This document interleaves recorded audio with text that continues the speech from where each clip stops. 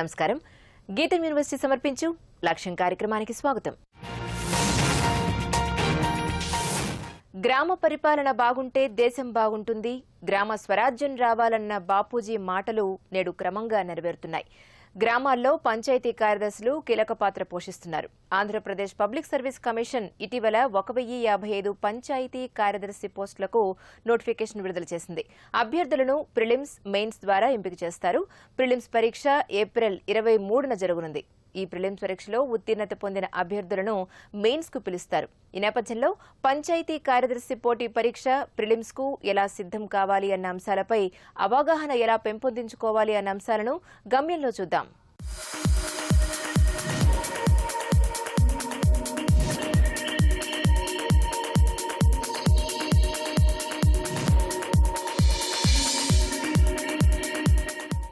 APPSC panchayat సెక్రటరీస్కు notification విడుదల చేయడం అయింది. తర్వాత దీనికి అర్హులైన అభ్యర్థులందరూ కూడా అప్లై చేయడం జరిగింది. ఈ నేపథ్యంలో అంటే ఈ పరీక్షా విధానం ఎలా ఉంటుంది అనేది మనం పరిశీలిద్దాం. అంటే ఇందులో ముఖ్యంగా ఏంటంటే ఇప్పుడు ఈ సంవత్సరం 25,000 మంది కన్నా ఎక్కువ అప్లై చేస్తే కనుక ఫస్ట్ ఒక స్క్రీనింగ్ పెట్టి తర్వాత మెయిన్ టెస్ట్కి తీసుకెళ్తారు. సరే 25,000 మంది కన్నా ఎక్కువ ఉంటే స్క్రీనింగ్ టెస్ట్ అనేది ఉంటుంది. స్క్రీనింగ్ టెస్ట్లో ఏంటంటే ఒక 150 ప్రశ్నలు ఇస్తారు, 150 మార్కులు ఉంటాయి. సమయం కూడా 150 నిమిషాలు, అంటే 2.5 గంటలు. ఈ స్క్రీనింగ్ టెస్ట్లో ఏముంటుందంటే జనరల్ అవేర్నెస్, మెంటల్ ఎబిలిటీ, అలాగే పంచాయతీరాజ్ గురించి కొన్ని ప్రశ్నలు ఉంటాయి అన్నమాట. సో ఇవన్నీ కలిసి ఒక 150 ప్రశ్నలు ఉంటాయి. అయితే ఇందులో మైనస్ మార్క్ ఉందన్నమాట. అంటే ఒక తప్పు రాస్తే కనుక 1/3 మైనస్ అవుతుంది. సో అభ్యర్థులందరూ గమనించాల్సింది ఏంటంటే ఈ స్క్రీనింగ్లో కరెక్ట్గా ఆన్సర్ కాన్ఫిడెంట్గా ఉంటేనే పెట్టాలన్నమాట. తర్వాత ఏమవుతుందంటే స్క్రీనింగ్లో నుంచి వచ్చిన అప్లికేషన్ అభ్యర్థులందరినీ తీసుకుంటారు. తీసుకొని ఎలాగంటే ఒక పోస్ట్ ఉందనుకోండి, ఒక 50 మందిని పిలుస్తారు 1:50లో. అంటే ఒక పోస్ట్కి 50 మందిని పిలుస్తారు అనమాట. వాళ్ళందరినీ తర్వాత ఎగ్జామ్ తీసుకెళ్తారు. అయితే ఈ స్క్రీనింగ్ టెస్ట్ ఏంటంటే స్క్రీనింగ్ టెస్ట్ ఆఫ్లైన్లో జరుగుతుంది. అంటే ఓఎంఆర్ షీట్ వాడాలన్నమాట. ఆ ఓఎంఆర్ షీట్ కూడా మీకు 1+1 ఉంటుంది. సో మీరు ఏంటంటే ఆన్సర్స్ అన్నీ కూడా పెన్ తోటి మార్క్ చేయాలి. అవన్నీ చాలా క్లియర్గా మీకు ఇందులో ఇన్స్ట్రక్షన్స్ ఇవ్వడం జరిగింది. అలాగే సిలబస్ ఏంటంటే అసలు ఈ స్క్రీనింగ్ టెస్ట్లో ఏముంటుందంటే చాలా క్లియర్ అనమాట. మనకు జనరల్ అవేర్నెస్ అనగానే ఫస్ట్ వచ్చేది ఏంటంటే కరెంట్ అఫైర్స్. అంటే ఏంటి, నేషనల్, ఇంటర్నేషనల్, రీజనల్, స్టేట్ సంబంధించినవి. సో ఇవన్నీ ఉంటాయి, ఇవి కామన్. అలాగే బేసిక్ సైన్స్ క్వశ్చన్స్ అన్నీ కామన్. దీంతో పాటుగా ఎకానమీ సంబంధించి, అలాగే మోడర్న్ హిస్టరీ, మన ఇండియన్ నేషనల్ మూవ్మెంట్, ఇవన్నీ కూడా కామన్ క్వశ్చన్స్ అనమాట. ప్రతి ఎగ్జామ్లో కూడా ఇవన్నీ కంపల్సరీ. అలాగే కొంత ఎకానమీ గురించి, కొంత జాగ్రఫీ గురించి. అలాగే దీంట్లో స్క్రీనింగ్లో ఏంటంటే కొంత పంచాయతీ రాజ్ సిస్టమ్ మీద కూడా కొన్ని ప్రశ్నలు ఉన్నాయన్నమాట. సో అంటే ఇది గుర్తుపెట్టుకోవాల్సింది ఏంటంటే ఆఫ్లైన్ మనం ఓఎంఆర్ షీటు ఉపయోగిస్తాం అనమాట. సరే, ఫస్ట్ టెస్ట్లో మనం క్వాలిఫై అయ్యాం, అంటే స్క్రీనింగ్ టెస్ట్లో క్వాలిఫై అయ్యాం.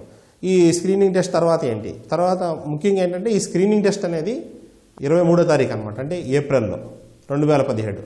సరే, స్క్రీనింగ్ టెస్ట్ అయిపోయింది. స్క్రీనింగ్ టెస్ట్లో మనం క్వాలిఫై అయ్యాం, తర్వాత లెవెల్కి వెళ్ళాం. అక్కడ మెయిన్ టెస్ట్ అంటాం. సో ఈ మెయిన్ టెస్ట్ ఏంటంటే ఇది ఆన్లైన్ టెస్ట్ అనమాట, కంప్యూటర్ బేస్డ్ సిస్టంలో ఉంటుంది. అభ్యర్థులు గమనించుకోవాల్సింది ఏంటంటే స్క్రీనింగ్ వచ్చి ఆఫ్లైను, ఈ టెస్ట్ వచ్చి కంప్యూటర్ బేస్డ్ ఆన్లైన్ అనమాట. అంటే ఎవరికైనా కొంచెం కంప్యూటర్ యూసేజ్ తక్కువ ఉందనుకోండి, కొంచెం ఏపీపీఎస్సీ ఏం చేసిందంటే మీకు మార్క్ టెస్టులు పెట్టింది వెబ్సైట్లో. సో ఆ మార్క్ టెస్టులు ప్రాక్టీస్ చేస్తే మీరు అసలు ఎలా ఆన్సర్ చేయాలి ఏంటి అక్కడ, అంటే ఎక్కువ కంప్యూటర్ యూజ్ చేయని వాళ్ళు ఎవరైనా ఉంటే కనుక మీకు అది ఉపయోగంగా ఉంటుంది. తర్వాత ఈ మెయిన్ టెస్ట్ యొక్క విధానం ఎలా ఉంటుందంటే ఇందులో 2 పేపర్లు ఉంటాయి అన్నమాట. ఈ 2 పేపర్లు ఏంటంటే ఒక పేపరు 150 మార్కులకి పేపర్ 1, అలాగే రెండో పేపర్ కూడా 150 మార్కులకి. టైం కూడా మీకు 150 నిమిషాలు, అంటే 2.5 గంటలు. ప్రతి ప్రశ్నకి 1 మార్క్ ఉంటుంది. ఆన్సర్ కానీ తప్పు అయితే ఈ మెయిన్ టెస్ట్లో కూడా నెగిటివ్ మార్కింగ్ ఉంది. ఎంతంటే 1/3, అంటే 1/3 పోతుంది అనమాట. తర్వాత మనం ఈ పేపర్ 1, పేపర్ 2 కానీ చూసినట్టయితే ఈ నెగిటివ్ మార్కు ఇవన్నీ రెండిట్లోనూ సమానమే, మార్కులు పేపర్ వెయిటేజీ సమానమే. సో పేపర్ 1 చూస్తే ఏంటంటే general awareness and mental ability మీద ఉంటుంది అనమాట. అయితే ఇందాక మన స్క్రీనింగ్లో ఏంటంటే అన్నీ కలిపేసి క్వశ్చన్స్ వచ్చినాయి. ఇక్కడ ఆ పేపర్స్ ఇంకొంచెం లోతుగా ప్రశ్నలు ఉంటాయన్నమాట. సో అంటే ఇక్కడ కూడా టాపిక్ ఏంటంటే జనరల్ అవేర్నెస్ అనగానే ఇందాక మనం స్క్రీనింగ్లో చెప్పినట్టుగానే ఇవన్నీ వస్తాయి. అందరూ గుర్తుపెట్టుకోవాల్సింది ఏంటంటే కరెంట్ అఫైర్స్ని కొంచెం బాగా చూసుకుంటే మంచిది. తర్వాత జనరల్ మన మెంటల్ ఎబిలిటీ ఉందనుకోండి, మెంటల్ ఎబిలిటీ మీకు రెగ్యులర్గా వచ్చే క్వశ్చన్ ఉంటాయి. కొంత రీజనింగ్, కొంత చిన్న చిన్న లెక్కలు, ఇవన్నీ కంపల్సరీగా ఉంటాయి ఈ ఎగ్జామ్స్లో. దీంతో పాటుగా కొంత ఎకానమీ మీద, అలాగే డిజాస్టర్ మేనేజ్మెంట్, దీనికి ఏంటంటే వాళ్ళు క్లియర్గా మెన్షన్ చేశారు. దాని మీద ఈ సిబిఎస్ఈ అంటే ఎన్సీఆర్టీ టెక్స్ట్ బుక్స్ కూడా ఏ క్లాస్ చదవాలనేది క్లియర్గా నోటిఫికేషన్ ఇవ్వడం జరిగింది. అలాగే ఎకానమీ, తర్వాత దాంతోపాటుగా ఏంటంటే రాష్ట్ర విభజన గురించి, ఈ రాష్ట్ర విభజన తర్వాత వచ్చిన మార్పులు ఏంటి, అంటే ఈ కొత్తగా రాష్ట్రం ఫార్మ్ అయ్యేటప్పుడు అసలు ఈ ఆఫీసులు పెట్టడం గురించి కానీ, తర్వాత ఈ రాష్ట్ర విభజన వల్ల ఆర్థిక పరిస్థితుల్లో వచ్చిన మార్పులు ఏంటి, మొత్తం ఇవన్నీ కూడా చాలా క్లియర్గా మీకు నోటిఫికేషన్ ఇవ్వడం జరిగిందనమాట. సో సెకండ్ పేపర్ వచ్చేటికి ఏంటంటే రూరల్ డెవలప్మెంట్ మీద, అంటే rural development and problems in rural areas. ఈ పేపర్ ఎందుకంటే ఈ పేపర్ కొంచెం మీరు ఫస్ట్ పేపర్ మీరు ఆల్రెడీ చాలా ఏరియాలో చదివి ఉంటారు. సెకండ్ పేపర్ మాత్రం చాలా మళ్ళీ మీరు కొంచెం కొత్తగా అన్ని టాపిక్స్ జాగ్రత్తగా వాళ్ళు ఇచ్చిన ప్రణాళిక ప్రకారం జాగ్రత్తగా చదువుకోవాల్సిన అవసరం ఉంటుందన్నమాట. ఎందువల్లంటే ఇందులో ముఖ్యంగా ఈ పంచాయతీ సెక్రటరీ అనేటువంటి పోస్ట్ ఏదైతే ఉందో, అంటే గ్రామీణ వ్యవస్థలో ఉన్న యంత్రాంగంలో ఈ సెక్రటరీ యొక్క పాత్ర చాలా చాలా ఎక్కువ ప్రాముఖ్యత ఉంటుందన్నమాట. సో అందువల్ల ఏంటంటే అభ్యర్థిని ఏం పరిశీలిస్తారంటే వాళ్ళు అసలు ఈ గ్రామీణ వ్యవస్థ గురించి తెలుసా లేదా, అంటే పంచాయతీరాజ్ వ్యవస్థ గురించి తెలుసా లేదా, పంచాయతీ సెక్రటరీ యొక్క విధులు ఏంటి, తర్వాత అక్కడ జరిగేటటువంటి పనులు ఆ ప్రాసెస్ ఏంటి, ఆ విధానం క్రమం అవన్నీ కూడా తెలియాల్సిన అవసరం ఉంటుందన్నమాట. సో అందువల్ల అలాగే కొంత ఎకానమీ గురించి, ఈ గ్రామీణ ఆర్థిక పరిస్థితుల గురించి, సాంఘిక పరిస్థితుల గురించి అవన్నీ కూడా తెలుసుకోవాల్సిన అవసరం ఉంటుందన్నమాట. ఇవన్నీ కూడా సిలబస్ చాలా క్లియర్గా ఇవ్వడం జరిగింది. సో అభ్యర్థులందరూ ఏంటంటే దీనికి మీరేంటంటే ఒక ప్రణాళిక వేసుకుని, చాలా మంచి సమయం ఉంది నిజానికి, మంచి ప్రణాళిక వేసుకుని సబ్జెక్ట్ని కరెక్ట్గా రివిజన్ చేసుకుంటూ, మీరు చదివింది మర్చిపోకుండా, రివిజన్ ఎందుకు ఉపయోగపడుతుందంటే ఒకసారి వచ్చేసి పక్కన పెట్టద్దు, రివిజన్ వల్ల మీకు ఏంటంటే యాక్యురసీ పెరుగుతూ ఉంటుంది అనమాట. సో ఇవన్నీ ఒక మంచి ప్రణాళిక ప్రకారం మంచి నోట్స్ రాసుకుని, అలాగే తెలియని విషయాలు తెలుసుకుంటూ, అవసరమైతే అకాడమీ బుక్స్ కానీ తర్వాత అదర్ రెఫరెన్స్ బుక్స్ ఏమైనా మంచి ఉంటే చూసుకుంటూ మీరు సొంతంగా ఒక క్రమ పద్ధతిలో కానీ తయారైతే ఈ మనకు ఏదైతే ఆంధ్రప్రదేశ్ గవర్నమెంట్ ఇచ్చిన ఈ మంచి అవకాశం ఉందో ఈ అవకాశాన్ని అందరూ కూడా మీరందరూ సద్వినియోగం చేసుకుంటారని ఆశిస్తున్నాను. వివిధ గ్రూప్స్ పోటీ పరీక్షలతో పాటు అన్ని రకాల పోటీ పరీక్షల్లో వర్తమాన అంశాలు అత్యంత కీలకమైనవి. ఎలాంటి పోటీ పరీక్షల్లో విజయం సాధించాలన్నా వర్తమాన అంశాలపై అవగాహన పెంచుకోవాల్సి ఉంటుంది. ఈ నేపథ్యంలో అంతర్జాతీయ, జాతీయ, స్థానిక వర్తమాన అంశాలను ఏ కోణంలో అర్థం చేసుకోవాలి, ఎలాంటి అంశాలను లోతుగా పరిశీలించాలి అన్న విషయాలను మలుపులో తెలుసుకుందాం.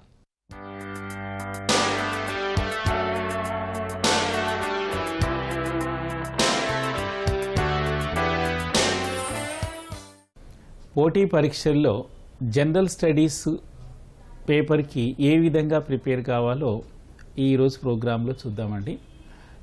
Union public service commission UPSC conduct చేసే సివిల్ సర్వీసెస్ ఎగ్జామినేషన్ కానివ్వండి, ఇతర పోటీ పరీక్షలు కానివ్వండి, అలాగే మన రెండు రాష్ట్రాల్లో ఆంధ్రప్రదేశ్ పబ్లిక్ సర్వీస్ కమిషన్ కానివ్వండి, తెలంగాణ పబ్లిక్ సర్వీస్ కమిషన్ కానివ్వండి, కండక్ట్ చేసేటువంటి అన్ని పోటీ పరీక్షల్లో ప్రధానమైనటువంటి కంపల్సరీగా ఉండేటువంటి పేపరు జనరల్ స్టడీస్ పేపర్ అండి. సో కొన్ని ఎగ్జామ్స్లో, అంటే పర్టికులర్గా ఇటీవల తెలంగాణలో కానివ్వండి, ఏపీలో కానివ్వండి, అసిస్టెంట్ ఎగ్జిక్యూటివ్ ఇంజనీర్స్ కానివ్వండి, మోటార్ వెహికల్ ఇన్స్పెక్టర్స్ కానివ్వండి, అలాంటి అన్ని పోటీ పరీక్షల్లో ఇటీవల కాలంలో జనరల్ స్టడీస్ పేపర్ 1 అనేది కంపల్సరీగా చేశారండి. సో ఈ నిజానికి ఈ ఉద్యోగాలన్నీ కూడా టెక్నికల్ వాళ్ళకు సంబంధించినవి అయినా సరే జనరల్ స్టడీస్ కంపల్సరీ చేయటం వల్ల ఈ జనరల్ స్టడీస్లో ఎవరు ఎక్కువగా మార్కులు స్కోర్ చేస్తే వాళ్ళకే ఉద్యోగ అవకాశాలు మెరుగుపడుతున్నాయండి. అయితే ఈ జనరల్ స్టడీస్ పేపర్లో ఏ అంశాలు ఉంటాయి, వాటికి మనం ఎలా ప్రిపేర్ కావాలి అనేది చాలా ముఖ్యమైనటువంటి అంశం అండి. సో ఫస్ట్ ఏమిటనంటే current events of national and international importance. ఇక మన స్టేట్ సర్వీసెస్కు సంబంధించి అంటే ఏపీపీఎస్సీలో కానీ టీఎస్పీఎస్సీలో కానీ the current events of regional importance కూడా ఉంటుందండి. మరి ఈ కరెంట్ ఈవెంట్స్కి ఏ విధంగా మనం ఇప్పుడు ప్రిపేర్ కావాల్సి ఉంటుంది అంటే సాధారణంగా కరెంట్ ఈవెంట్స్ అనగానే పరీక్ష తేదీకి 1 సంవత్సరం కాలం నుండి మనం అంటే ముందుగా అంటే 1 year బిఫోర్ ఈవెంట్స్ ఏవైతే ఉంటాయో వాటి మీద మనం నేషనల్, ఇంటర్నేషనల్ అండ్ రీజనల్ సంఘటనల మీద దృష్టి సారించాల్సి ఉంటుందండి. అయితే అందులో అనేక అంశాలు ఉంటాయి. కరెంట్ ఈవెంట్స్లో కరెంట్ ఈవెంట్స్ అంటే సోషల్ ఇష్యూస్ ఉండొచ్చు, పొలిటికల్ ఇష్యూస్ ఉండొచ్చు, స్పోర్ట్స్ ఉండొచ్చు, సో అవార్డ్స్ ఉంటాయి. అలా ప్రతి దాన్ని మనం న్యూస్ పేపర్ని ప్రధానంగా ఏం చేయాలి అని అంటే ఒక నేషనల్ న్యూస్ పేపర్ని, హిందూ న్యూస్ పేపర్ని, అలాగే రీజనల్ ఇంపార్టెన్స్ అయితే బాగా కవర్ చేసేది ఈనాడు పేపర్ ఉందండి. అన్నీ కవర్ చేస్తారు. కాబట్టి ఈ 2 న్యూస్ పేపర్స్ను అంటే ఒకవేళ అంటే రీజనల్ పేపరు తెలుగులో ఉంది అని అనుకోవద్దండి. పోటీ పరీక్షలు రాసేవాళ్ళు తెలుగులో ఉన్న దాన్ని ఇంగ్లీష్లో తర్జుమా చేసుకునే సామర్థ్యాన్ని కూడా కలిగి ఉండాలి. కాబట్టి ఆ విధంగా హిందూ పేపరు తర్వాత ఈనాడు పేపర్ని ప్రతిరోజు అది ఒక సబ్జెక్టుగా భావించి దానికి ప్రతిరోజు ఒక 1 అవర్ కేటాయించి ప్రతి అంశాన్ని నోట్బుక్లో టాపిక్ వైజ్గా మనం సెగ్రిగేట్ చేసుకొని రాసుకుంటే that will be the best preparation to answer any question in general studies paper అండి. అయితే ఇంకొక విషయం ఏంటంటే ఈ రోజుల్లో మనకు TV is available to all, అందరికీ అందుబాటులో ఉంది. కాబట్టి ఆ న్యూస్ ఐటమ్ అంటే నేషనల్ న్యూస్ అలాగే రీజనల్ న్యూస్ అవి చూసుకొని తర్వాత మనం పేపర్ చదివినట్లయితే పూర్తిగా అవగాహన వచ్చేస్తుంది. That is the best method to prepare for current events. కాబట్టి ఆ యాంగిల్లో పోటీ పరీక్షలు రాసే ఎవరైనా సరే పోటీ పరీక్ష రాస్తున్నాము అంటే కరెంట్ ఈవెంట్స్ చదవాల్సిందేనండి. సో ఆ విధంగా కరెంట్ ఈవెంట్స్కి ప్రిపేర్ కావచ్చండి. రాష్ట్ర పబ్లిక్ సర్వీస్ కమిషన్కి వచ్చే వరకు ఇండియన్ ఎకానమీలో జరుగుతున్నటువంటి అభివృద్ధిని చూసుకోవాలి. And at the same time రాష్ట్ర ప్రభుత్వాలు ప్రత్యేకించి ఏవైనా కొత్త పథకాలను ప్రారంభిస్తే ఆ పథకాల లక్ష్యాలు ఏమిటో చూసుకోవాలి, ఆ పథకాల అమలు తీరేమిటో కూడా చూసుకోవాలండి. కాబట్టి ఎకానమీ అనేది కూడా ఒక రకంగా చూస్తే కరెంట్ ఎకానమీ అని అంటే half of the questions current economy మీదనే ఎక్కువ క్వశ్చన్స్ వస్తాయి, తర్వాత బేసిక్ కాన్సెప్ట్స్ మీద మరికొన్ని క్వశ్చన్స్ వస్తాయి. కాబట్టి ఆ విధంగా ఎకానమీని కవర్ చేసుకోవాల్సి ఉంటుంది. అయితే దీనికి నేను చెప్పిన విధంగా ఈ ఓవరాల్గా చూసుకుంటే every year government of India ఒక ఇయర్ బుక్ని రిలీజ్ చేస్తుందండి. అంటే ఇండియా 2016 ఇప్పుడు ప్రస్తుతం ఉన్నటువంటిది. అందులో ఈ పథకాల గురించి ప్రభుత్వం అది 2016 అనే ఇయర్ బుక్ను పబ్లిష్ చేసేది publication division government of India. కాబట్టి that is the official source. కాబట్టి అలాంటి గ్రంథాలే చదవాలి. అంటే మనం మార్కెట్లో మిగతా పుస్తకాలు ఉండొచ్చు, గైడ్లు ఉండొచ్చు, కానీ అథెంటిసిటీ దానికి లేదు. ఎందుకు? వాళ్ళు రాసేటప్పుడు పొరపాటు రాయొచ్చు. కాబట్టి మనం అథెంటిసిటీ అని అంటే గవర్నమెంట్ ఆఫ్ ఇండియా కానీ స్టేట్ గవర్నమెంట్ కానీ అధికారికంగా ఇచ్చేటువంటి సమాచారమే మనకు అథెంటిక్. కాబట్టి సబ్జెక్ట్ మీద ఓవరాల్గా కమాండ్ రావటమే కాకుండా మనం చదివేది 100% కరెక్టు. ఎందుకు? That is the information given by the government, either state government are the central government. పరీక్షల సమయం దగ్గర పడుతోంది. ఈ సమయంలో విద్యార్థులు ఏకాగ్రతను ఎలా పెంచుకోవాలి, మనసును శుద్ధంగా ఎలా ఉంచుకోవాలి, చదివిన అంశాలను జ్ఞాపకం పెట్టుకోవడం ఎలా అన్న అంశాలను వ్యక్తిత్వ వికాస నిపుణుల ద్వారా తెలుసుకుందాం. వ్యక్తి తత్వ వికాసమే వ్యక్తిత్వ వికాసం. ప్రతి వ్యక్తికి ఓ తత్వం ఉంటుంది. దాన్ని వికసింపచేయడమే వ్యక్తిత్వ వికాసం.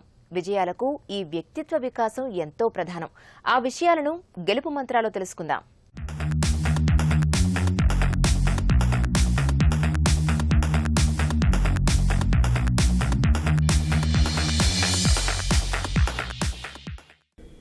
ఈ మనస్సు ఎప్పుడైతే ప్రశాంతమైందో, పరిశుభ్రమైందో, మలినం నుంచి దూరమైందో, చక్కటి వాతావరణంలో మనస్సు నిలబడుందో, అలాంటి మనస్సు ఎంతసేపు ఏకాగ్రత వహించవచ్చు, ఎంతసేపు ఒక పుస్తకం మీదో ఒక విషయం మీదో ఆలోచించవచ్చు. సాధారణంగా మనం చూస్తే 8 నుంచి 10 నిమిషాలు మాత్రమే మనకి ఏకాగ్రత ఉండే సమయము, మనస్సులో ఉండే సామర్థ్యము అని డాక్టర్లు చెప్తూ ఉంటారు, వైద్యులు, నిపుణులు. అయితే మనం 8 నిమిషాలు 10 నిమిషాల తర్వాత మనం పని వదిలేయాలా, లేక ఇంకేమైనా కొంచెం దానికి సాధన చేయాలా అనే ఒక ఆలోచన మనలో వస్తే అది ఎవల్యూషన్కి దోహదపడుతుంది. It supports hour progress. జీవితంలో ముందుకు వెళ్ళాలి, కానీ 8 నిమిషాల తర్వాత మనల్ని అలసిపోవడం, నిద్రపోవడం, ఇంకేదో పనిలో మునిగిపోవడం, అవసరం లేని పనులు అని కాదు, అవసరం లేని పనులు, కేవలం చాటింగ్ చేయడం, ఇటో తిరగడం, టీవీ ఛానల్ మారుస్తూ ఉండడం, ఇది ఏకాగ్రతకి విరుద్ధమైన పనులు, మనస్సుకి విరుద్ధమైన పనులు మనం చేస్తూ ఉంటాం. దానికి కావాల్సిన శిక్షణ ఇవ్వలేకపోతున్నాం. దానివల్ల ఎక్కువ సమయంలో తక్కువ పని చేస్తాం. యోగ కర్మసు కౌశలం అంటే అర్థం ఏమిటి? తక్కువ సమయం తీసుకొని ఎక్కువ పని చక్కగా పర్ఫెక్ట్గా చేసేదే యోగము, కర్మ కౌశలము, దాని డెక్స్టరిటీ, దాని ఒక పరిపూర్ణత అని మనం ఆలోచించవలసిన సమయం వచ్చింది. 100కి 90% మంది వాళ్ళ మానసిక శక్తుల్ని వేస్ట్ చేసుకుంటున్నారు. వివేకానంద స్పష్టంగా చెప్తారు, 90% ఆఫ్ ది మెంటల్ ఫోర్సెస్ మనం వేస్ట్ చేసుకుంటున్నాం. అలసత్వం, బద్ధకం, చాటింగులు, ఇంకా పార్టీలు, ఇంకా ఎటు తిరగడం అంతే. జోకులు కొడుతూనే ఉంటాం, జోకులు, అది దానికి ఒక ఆది అంత్యం అని ఉండదు. సో ఎనర్జీ అంతా కాలక్షేపంలో, టైంపాస్. ఈ కాన్సన్ట్రేషన్ రావాలంటే మనఃప్రసాద సౌమ్యత్వం, మనస్సు ప్రశాంతంగా ఉంచుకోవాలి, రాళ్ళు విసరకూడదు. అవసరం లేని పాలిటిక్స్, నెగటివిటీ, మన విమర్శలు తల్లో పెట్టుకొని మనం మంచివాళ్ళు అనుకుంటాం, మనం ఏదో పెద్ద పని చేస్తామని అనుకుంటాం. చేసే 90% వేస్ట్. అందుకే అన్ట్రైన్డ్ మైండ్, శిక్షణ లేని మనస్సు వ్యతిరేకిస్తుంది మంచితనాన్ని. Is throwing bomb shells of hatred and jealousy అంటారు వివేకానంద. అసూయ, ఈర్ష్య, ద్వేషము ప్రకృతిలో ఇది ప్రోక్షణ చేస్తుంది, అది థ్రోయింగ్, విసురుతుంది అది ప్రకృతి మీద, జనాభా మీద. ఒక శిక్షణ ఇచ్చిన మనస్సు, క్రమశిక్షణ ఇచ్చిన మనస్సు, పరిశుభ్రమైన మనస్సు ఏం చేస్తుంది? ఇతరుల్ని ప్రేమిస్తుంది, ఇతరుని సేవ చేస్తుంది, ఇతరులతో మంచి బాంధవ్యం డెవలప్ చేసుకుంటుంది. అన్నీ ఒక టెలిస్కోప్ లాగా కేంద్రీకరిస్తుంది, అది కాన్సన్ట్రేట్ అవుతూ ఉంది పని మీద. అలాంటి సమయం వచ్చింది. ఫిబ్రవరి నెల, మార్చి నెల, ఏప్రిల్ నెల, ఇటు ఎండాకాలం ప్రారంభమవుతుంది మెల్లిమెల్లిగా. మనస్సు కూడా వేడెక్కుతుంది, చదవాలి. ఇన్ని 6 నెలలు వేస్ట్ చేసేసాం, లేక అప్పుడప్పుడు కొన్ని టెస్టులు ఉన్నప్పుడు కొంచెం చదివేసి పక్కన పెట్టేసాం పుస్తకాన్ని. జ్ఞానంని మనం ప్రేమించలేదు. ఇప్పుడు టెన్షన్లో ఉన్నారు పిల్లలు, లేక టెన్షన్లోకి వెళతారు ఇంకేం కొన్ని రోజుల్లో. భయము, ఆందోళన, దారి తప్పుతారు, నిద్ర ఎక్కువవుతుంది, కన్ఫ్యూజన్, వాళ్ళ భయం. ఏమి క్వశ్చన్ వస్తుందో, ఎలాగ రాయాలి, ఏమి ఇంపార్టెంట్, ఇది ఇంపార్టెంటో నాన్ ఇంపార్టెంటో. ఈ సమయంలో మీరు మళ్ళా శిరశాసనం చేసినా అది లాభం లేదు. యువకులు దయచేసి గుర్తించుకోండి, విద్యార్థులు దయచేసి గుర్తించుకోండి.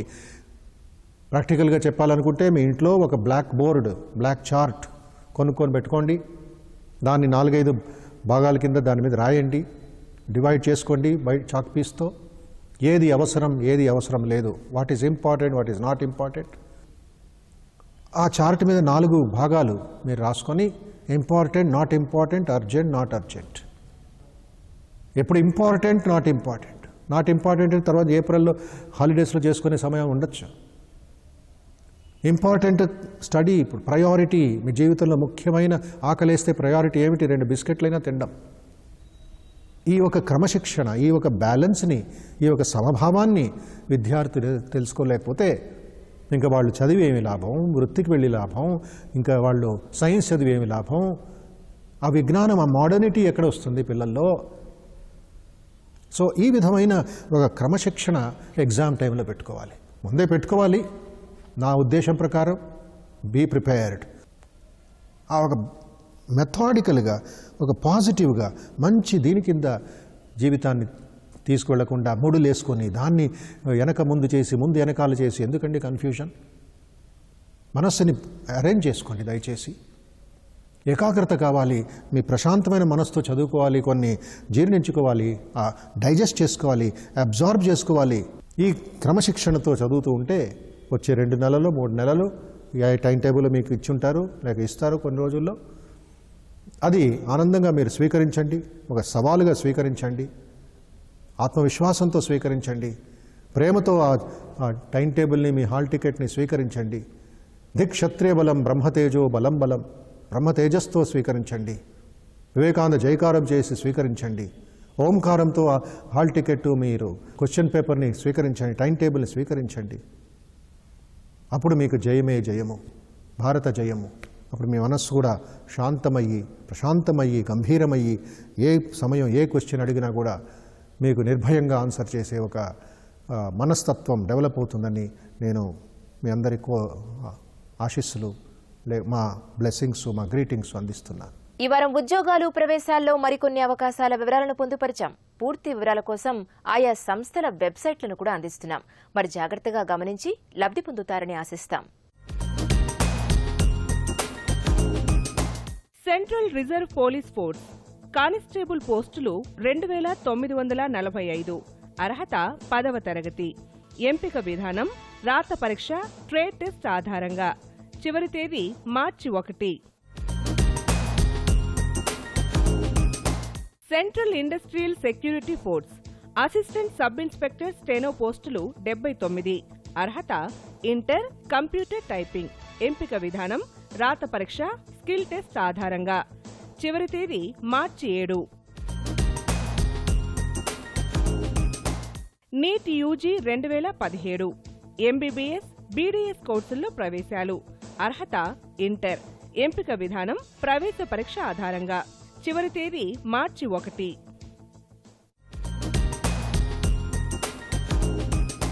NTR health university modern medicine, allied health sciences విభాగాల్లో పీహెచ్డీలో ప్రవేశాలు. అర్హత మాస్టర్ డిగ్రీ. చివరి తేదీ ఫిబ్రవరి 28. ఈ వారం గీతం యూనివర్సిటీ సమర్పించు లక్ష్యం కార్యక్రమం మీకెంతగానో ఉపకరిస్తుందని ఆశిస్తాం. మీ అభిప్రాయాలు, సూచనలు మై మెయిల్ ఐడికి పంపించండి. My mail ID laksham@etv.co.in.